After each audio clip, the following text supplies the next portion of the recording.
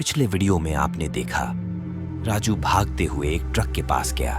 वहां देखा ट्रक में कोई नहीं था। राजू इधर उधर देख ही रहा था कि अचानक ऐसा लगा पीछे कंधे पर किसी की गर्म सांसें गिर रही है। उसकी गुर्राने की आवाज साफ साफ आ रही थी। वो जैसे ही पीछे घूमने को हुआ तो कोई उसका पैर जोर से खींचा और घसीटता हुआ जंगल की ओर लेकर चला गया। राजू को जब होश आया तो देखा उसको बहुत ज्यादा चोट लगी थी। उसके सर से भी खून आ रहा था। तभी राजू ने ऊपर देखा, एक डाल में बैठी नेहा पैर हिलाते हुए हंस रही थी। राजू डर से पीछे की ओर घुमा ही था कि अचानक एक काला साया उससे टकरा गया। राजू पीछे गिर गया और जोर जोर से छटपटाने लगा। उसकी आंख लाल हो गई। राजू किसी जानवर की तरह गुर्रा रहा था। तभी सामने से एक खरगोश था। राजू ने एक झपटे में खरगोश को दबोच लिया और उसे किसी जानवर की तरह नोच नोच कर खाने लगा। तभी हल्की हवा चली और राजू होश में आ गया। उसने ये मंजर देखा। उसे खुद के ऊपर बहुत घिन आ रही थी। वो तुरंत उठा तो देखा वह कोई नहीं था और डाल में भी कोई नहीं था। जल्दी से भागा और ट्रक के ड्राइवर की सीट पर बैठ गया। उसने ट्रक स्टार्ट किया और चल दिया। थोड़ी दूर चला ही था, तभी उसने साइड मिरर में देखा एक अजीब सा साया दिखा जो अजीब सी आवाज में कुछ कह रहा था और हंस रहा था। तभी अचानक कोई सामने से ट्रक के शीशे में जोर से टकराया और राजू ने जल्दी ब्रेक लगाई। उसने देखा सामने धूल और खून से सना एक चेहरा था। उसका खून पूरे शीशे में फैल गया था। वह 30-35 साल का आदमी था। राजू के सामने उसने आखिरी सांस ली और मर गया। राजू को समझ में नहीं आ रहा था उसके साथ ये क्या हो रहा है। वो माथा पकड़ अड़ीच कर बैठ गया और जोर जोर से रोने लगा।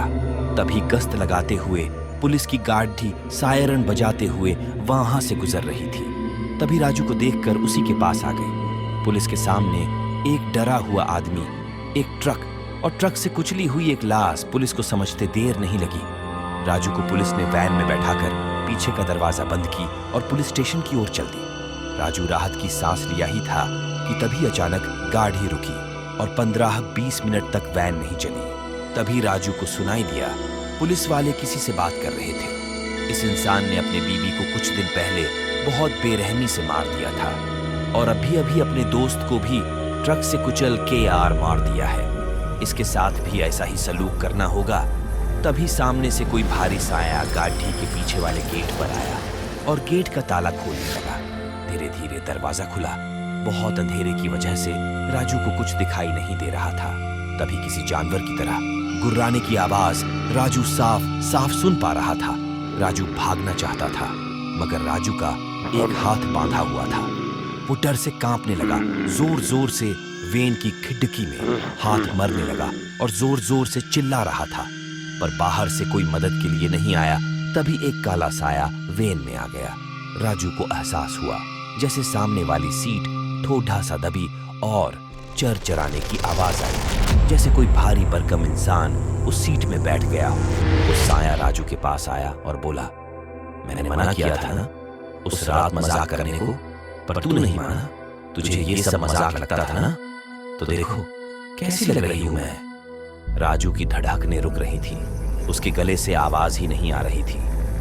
नेहा का चेहरा बहुत ही भयानक था।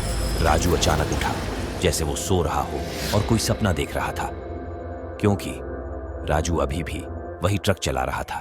सामने का शीशा टूटा हुआ था। शीशे के टुकड़े पूरे गाड़ी में बिखरे पड़े थे।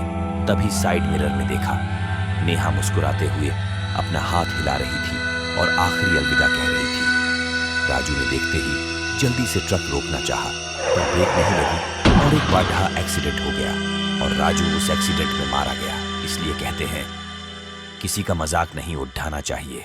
कभी कभी कोई बुरा भी मान जाता है। आपको ये कहानी कैसी लगी? प्लीज हमारे चैनल को लाइक करें, सब्सक्राइब करें और कमेंट करें। धन्यवाद।